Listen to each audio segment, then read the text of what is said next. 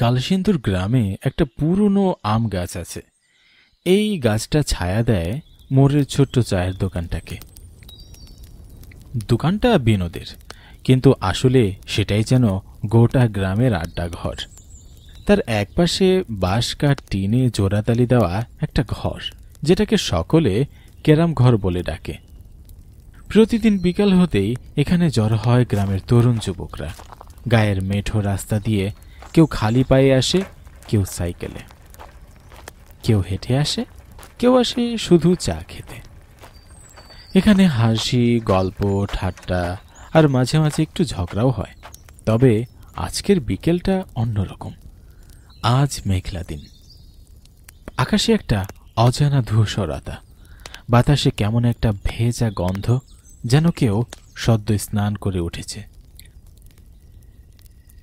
Carrom ঘরের ভিতরে আজ জমজমাট খেলা। নিতাই আজ খুব মনোযোগী, প্রতিটা শট যেন যুদ্ধ। নরেন খেলার মাঝে মাঝে বলে ওঠে, এই শটটা যদি না পারে বোর্ডে ভূত লাগবে। গোপাল গভীর মুখে খেলোয়াড়দের চোখে চোখ রাখছে, যেন রেফারি। শরৎ চুপচাপ হয়ে পড়েছে। আমাকে আজকে ডাকবি না? বেশ ভাব হয়েছে দেখছি। হাসি, ঠাট্টা, ক্যারাম বোর্ডের শব্দ সবকিছুই ঠিকঠাক ছিল। ঠিক তখনই হাওয়া থেমে যায়, বাতাস নেই, কিন্তু গায়ে একটা শিশিরে ঠান্ডা লাগে। ক্যারাম ঘরের দরজার হঠাৎ একটা ছায়া দেখা যায়। কেউ এসে দাঁড়িয়েছে।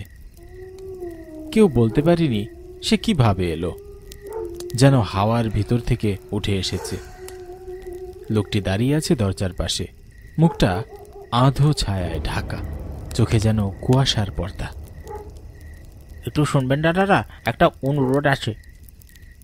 বলুন, কি হয়েছে? আপনাকে তো ঠিক চিনলাম না। কোথা থেকে এসেছেন আপনি? আমার সাথে একটু শ্মশান ঘাটে যাবেন, একটা লাশের শেষ কাজ করা বাকি। আগুনটা এখনো দেওয়া হয়নি, একটু সাহায্য লাগবে। কোন শ্মশান ঘাট? ওই পরিত্যক্ত বাঁশবাগানের পিছনে পুরনো শ্মশানটা। ওখানে তো কাউকে দাও করা হয় না, নতুন ঘাট রয়েছে নদীর ধারে, কেউ আর ওখানে যায় না। সবাই খুব চিন্তায় পড়ে যায়। তারা ভাবে, হঠাৎ করে এই পরিত্যক্ত শ্মশানে কার লাশের শেষ কাজ করা হবে? লোকটাকে দেখে সুবিধার মনে হচ্ছে না। নরেন বলে, ওই শ্মশানটা ভালো না, অনেকদিন ধরে কেউ যায় না। শুনেছি রাতে হু হু শব্দ আসে। আপনার আত্মীয় কেউ নেই? আমি কারো আত্মীয় না ভাই, ওই ঘাটেই আমার মরদেহ পড়ে আছে। 3 দিন হয়ে গেল, কেউ আগুন দিল না। লোকটি এবার সোজা তাকায়। তার কণ্ঠে কোনো রাগ নেই, চোখে জল নেই, কেবল কুয়াশা ভরা একটা প্রার্থনা ঝুলে আছে। হ্যাঁ, আমি মরে গেছি ভাই। নিজের চোখে নিজের দেহটা দেখছি ওই শ্মশানে পড়ে থাকতে। কেউ কাছে আসে না, কেউ আগুন দেয় না। মরার পরও কেউ যদি শেষ কাজ না করে, সেই আত্মা কিভাবে শান্তি পাবে বলো? কেউ না গেলেও আমি এসেছি তোমাদের ডাকার জন্য। না না, আমরা ওই শ্মশানে যাব না, ওটা একটা অপায়া জায়গা। তবু কেউ যাবে না? সে চলে যায়। পায়ের নিচে স্যান্ডেলের শব্দ হয় না, কেবল ক্যারাম বোর্ডের নিশার গুটিগুলোর দিকে সবাই তাকিয়ে থাকে। বোর্ডের মাঝখানে লাল গুটিটা পড়ে থাকে নিঃসঙ্গভাবে, সেই লাশের মতো যেটার কেউ শেষ কাজ করতে চায় না। আর সেদিনের পর থেকে বদলাতে শুরু করে কালসিন্দুরের বাতাস। কালসিন্দুরের সেই বিকেলটা আর স্বাভাবিক থাকলো না। লোকটা চলে যাওয়ার পর ক্যারাম ঘরের ছেলেগুলো খেলা বন্ধ করে দিয়েছিল। কেউ বলেছিল ওটা শয়তানের রূপ, কেউ মুখে কিছু বলেনি, শুধু চোখাচোখি করল। তবে সে ভয়কে পাত্তা না দিয়ে পরদিন বিকেলে আবার ক্যারাম বোর্ড খুলে বসলো তারা। কাল তো বেশ চুপচাপ ছিল ঘরটা, আজকে আবার পুরনো ফার্মে ফিরে এসেছে। ভূতের ভয় পেলে যেন আর খেলতে পারবি না নরেন, ক্যারামটা খেলা শুরু কর। ভাই, ভূত হলে বোর্ডে বসতো, তুই খেলা দেখ। তাও বলি, এমন ভাবে কথা বললো যেন আমাদের সে পরিচিত। কই, আমরা তো চিনলাম না। ভাই, কাল রাতে একটি স্বপ্ন দেখেছি, কেউ ডাকছে আমাকে বাঁশবনের দিকে, বলছে আমার শরীরে আগুন দিয়ে, আমার শরীরে আগুন দিয়ে। সবাই এক মুহূর্ত থমকে যায়। বাইরে একটা ঝিঝি পোকার শব্দে যেন চারপাশটা আরো ছমছমে হয়ে ওঠে। তুই সত্যি বলছিস? আমি গামদে গামদে উঠে বসেছিলাম, জানালার বাইরে বাসবনের দিকে তাকালাম। আমি জবত করছি, আমি দেখেছিলাম ছায়াটাকে। সেদিন আর কেউ খেলা করতে পারল না। সন্ধ্যা নামতেই ছেলেরা ঘর ছাড়ে, কিন্তু ওদিন রাতেই প্রথম আঘাতটা নামল। গোটা গ্রামটা তখন অন্ধকারে ডুবে আছে, কেবল ঝোনাকির আলো। হঠাৎ একটা ঠান্ডা হাওয়া ছুঁয়ে যায় শরতের গায়ে, গায়ের লোম খাড়া হয়ে যায়। সামনে বাঁশবনের প্রান্তে কাউকে দেখা যায়, একটা মানুষ দাঁড়িয়ে আছে, গায়ের জামা কাপড় বয়ে যাচ্ছে বাতাসে। সে ছায়া ধীরে ধীরে শরতের দিকে এগোয়।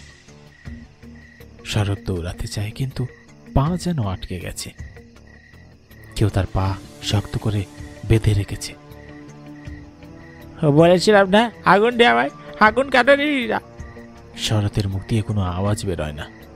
একটা নিস্তব্ধতা ভেঙে পড়ে, তারপর শুধু ঘন নীরবতা। এ তো শরৎ, গতকালই তো খেলছিল। কে আনলো ওকে এখানে? ও তো একা বাড়ি ফিরছিল। ওকে যে ডাকছিল সে তো গতকাল আমাদের কাছে এসেছিল। এটা ছিল শুরু। শুধু শরৎ নয়, এরপরে একে একে আরও দেহ পাওয়া যায়। আর সেই ছায়াটা আজও বাঁশবাগানের পাশে দাঁড়িয়ে বলে, আমাকে আগুন দে। শরতের মৃত্যুর পর কালসিন্দুরে আর কোনো জমজমাট ছিল না। শ্মশান ঘাটে শরতের দেহ পাওয়ার পর থেকে একটা অদৃশ্য হাত যেন ঘুরে বেড়াতে শুরু করে। লোকজন বলতো শরতের হৃদযন্ত্র বন্ধ হয়ে গিয়েছিল, কিন্তু যারা দেখেছিল তারা পাশে ছিল। তারা জানত ওর মুখে জমাট বাঁধা ভয় ছিল, চোখ দুটো খোলা, আর ঠোঁট ফাঁক করে থেমে থাকা একটা শেষ আর্তনাদ। ঘরটা আজ খালি, সেদিনের হাসি খুশি কিচ্ছু নেই, সব যেন থেমে গেছে, কেউ আর খেলছে না। গেম খেললে তো আর শরৎ ফিরে আসবে না, কিন্তু আমাদের কিছু তো একটা করতে হবে ভাই। তুই কি বিশ্বাস করিস সত্যি ওই লোকটা ভূত? শরতের মরার আগের দিন রাতে ওর স্বপ্নে যে কথা শুনেছিল, সেই একই কথা আমিও গতকাল শুনেছি। কি বলছিস কি তুই? আমি শুনেছিলাম, কেউ আমার কানে বলছে আগুন দে, আমার শরীরটা পচে যাচ্ছে, আগুন দে। ভয়ের ছায়া আরও গাঢ় হয়। রাত হলে আর কেউ বাইরে বেরোয় না। চারদিকে কুয়াশা। ছেলেটা তাড়াহুড়ো করে হেঁটে চলেছে মেইন রাস্তায়। মাঝে মাঝে তাকিয়ে দেখছে পিছনে কিছু অনুসরণ করছে কিনা তাকে। সব ভূতের গল্প, কিচ্ছু না। শরতের হার্টের প্রবলেম ছিল, সেই জন্যই তো মরেছে। হঠাৎ বাঁশবাগানের সামনে এসে পড়ে সে। একজোড়া পা যেন তার দিকে এগিয়ে আসে। তুইও তো বলেছিলি পুরুষের খেলা, এবার আগুন দে, আগুন দে আমার দেহ। ভানু পিছনে দৌড়ায়, মাটিতে পড়ে যায়। সামনে শরতের মৃতদেহ, অর্ধপচা অবস্থায়, যেন দাঁড়িয়ে তাকে দেখছে। গ্রামের লোকজন আবার ভিড় জমায় শ্মশান ঘাটে। সেই জায়গাটা যেখানে কেউ আর দাহ করতে আসেনি বহু বছর। শেষ এসেছিল, শরতের লাশ পড়েছিল তখন। আজ আবার একটা দেহ, ভানুর। আর কজন বললে বুঝবি এটা মজা না? ও বলেছিল স্বপ্নে দেখেছে কেউ আগুন চাইছে। কে করছে এসব? শ্মশান ঘাটে আজও কেউ আগুন জ্বালায় না, কিন্তু লাশ এসে পড়ে থাকে ঠিকই। কালসিন্দুর বুঝতে পারল শ্মশান ঘাটের সেই লোকটা মরেনি, কারণ মরলে কেউ তার শেষকৃত্য করেছে বলে প্রমাণ নেই, এবং সে এখন খুঁজছে একে একে সবাইকে যারা তাকেও পরিত্যক্ত করেছিল। ভানুর মৃত্যুর পর কালসিন্দুরের বাতাস যেন আরো ভারী হয়ে ওঠে। দিনের আলো কেমন জানি ঝাপসা দেখা যায়। তখনই গ্রামের সবচেয়ে বয়স্ক ব্যক্তি বেনি মাধব কাকু পরামর্শ দিলেন, পুরনো শ্মশান ঘাটে মন্ত্রপাঠ করতে হবে, না হলে যাকেই ডাকবে সেই মরবে। 70 ছুঁই ছুঁই বয়স, তার চোখে কোনো ভয় নেই। সঙ্গে আনলেন গীতা পাঠের বই, কুশঘাস, গঙ্গা জল এবং কিছু দুর্মূল্য মন্ত্র, যা তিনি কেবল জরুরি প্রয়োজনে ব্যবহার করেন। গোপাল, নিতাই এছাড়াও কিছু গ্রামের লোকজন সবাই চুপচাপ দাঁড়িয়ে। চন্দ্রকান্ত বসে পড়েছেন শ্মশান ঘাটের একপাশে, সামনে ধূপ ধুনো গঙ্গা জল ছিটাচ্ছেন। একজন আত্মা এখানে আটকে আছে, তার শেষ কাজ করা হয়নি, তাই সে শান্তি পায়নি। আমি মন্ত্র পড়ব, যদি সে সত্যি অশান্ত হয় সে প্রকাশ পাবে, তবে তোমরা ভয় পেও না। পণ্ডিত মশাই, যদি সে কোনো ক্ষতি করে? জন্ম মৃত্যু পরস্পরের মাঝে একে অপরের সাথে ছেয়ে আছে, যদি সে ন্যায় চায় তাকে কথা বলতেই হবে। ওম শান্তি শান্তি, ওম নমো নমো শিবায়।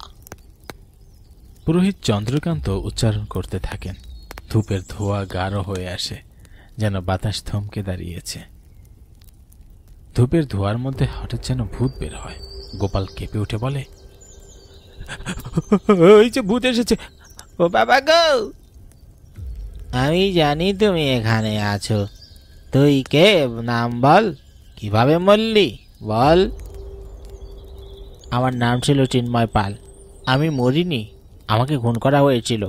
যারা খেলতে আসতো এই ক্যারাম ঘরে, তাদের মধ্যে 3 জন, রতন, শম্ভু আর দয়াল, আমাকে পিটিয়ে মেরে ফেলে। আমার শরীর এখানেই পচে যায়। কোনো শেষ কাজ করা হয়নি আমার শরীরে। আচ্ছা, যা হয়েছে ভুল হয়েছে। এখন তো শান্তির প্রয়োজন। আমি তোকে চিরকালের মতো শান্তি দিচ্ছি। ওম শান্তি শান্তি, মৃতের আত্মা শান্তি লাভ করুক। আমি আর কার ক্ষতি করব না। আমি আর শান্তি পেয়ে চলে গেলাম। তোমরা ভালো থেকো। ধোঁয়ার ভিতর থেকে ছায়া ধীরে ধীরে মিলিয়ে যায়। বাতাস নরম হয়। চিন্ময়ের আত্মা শান্তিতে বিলীন হয়। শ্মশানে ফিরে আসে এক গভীর নীরবতা।